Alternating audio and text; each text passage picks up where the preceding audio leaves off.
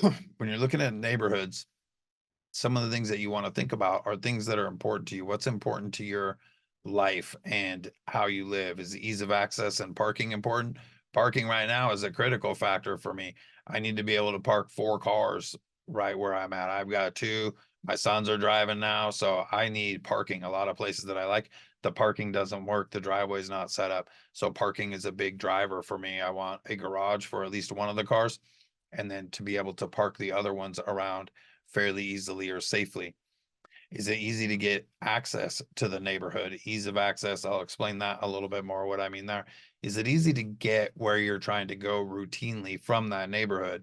Ballard is a neighborhood that's really popular with a lot of people. I grew up just north of Ballard. My dad actually had a restaurant in Ballard where the Taco Time is now, way back in the day.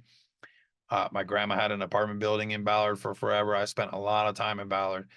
I've seen it change a bunch, which I'll talk about some of those changes in a minute. When it comes to ease of access, Ballard is a disaster. It is hard to get anywhere from Ballard. If you're going downtown, you got to worry about the bridge and what's going on. It's hard to get to 99, let alone I-5. If you got to get to Bellevue from Ballard, it is really tough. So how easy is it to get in and out and to other parts of town from where you're at in that neighborhood? There's spots in Issaquah, like up on Klahani. There's only really 1 to 2 roads down off of the plateau with thousands and thousands of people living up there. So the commute can be really tough. And once you're up there, you don't have all the amenities that you may want to have. So that is the thing to keep in mind. How easy is it to get in and out of the neighborhood and get where you want to go? If you're working from home and you don't have to do a bunch of driving and stuff, then that may not be a concern.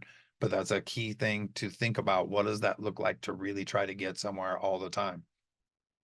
Are having restaurants and nightlife really important to you? Is that a thing that you're really looking for?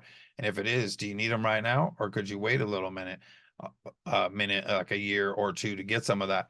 I'll talk about the area of Shoreline as an example there. Shoreline's been working on upzoning a bunch for the last few years. They're doing some new stuff with the new state legislation that's happening, but they've put in a bunch more apartment and townhouse zoning in, and they're working really aggressively to create these really cool neighborhood pedestrian friendly business corridors where they have apartments with mixed use retail on the ground floor. They're actively gearing it to having restaurants and bars and shops for people with streets that are basically like built to be pedestrian and bike friendly.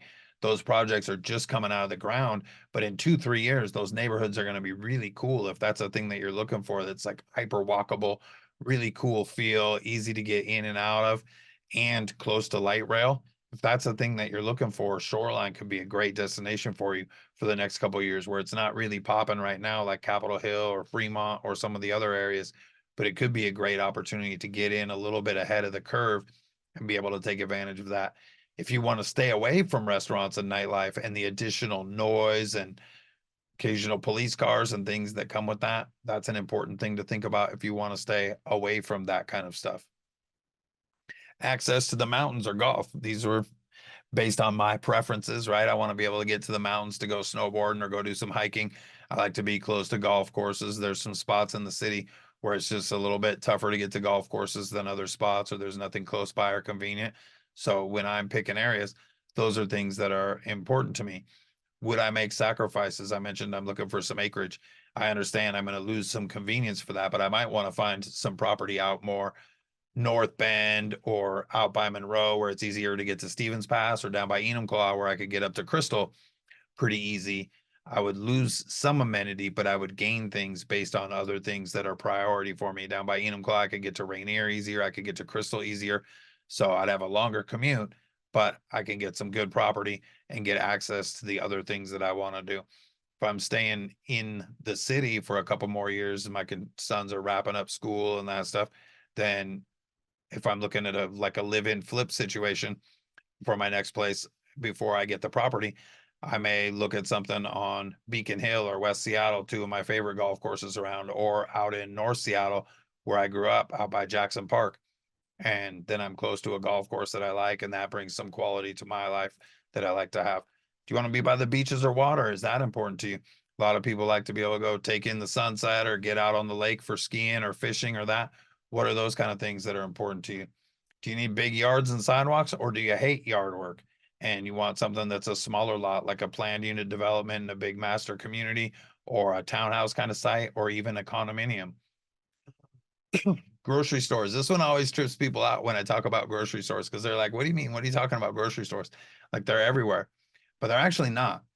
There's a few parts of the greater Seattle area that getting to a grocery store is tough. And especially if you like the fancy grocery stores, if you like the Whole Foods or the Amazon markets or the PCC or the Trader Joe's, there are some communities where that none of those are around. And if that's a thing that's important to you, there's areas where you might have to drive 15, 18 minutes just to get to a grocery store, like a decent sized grocery store around here.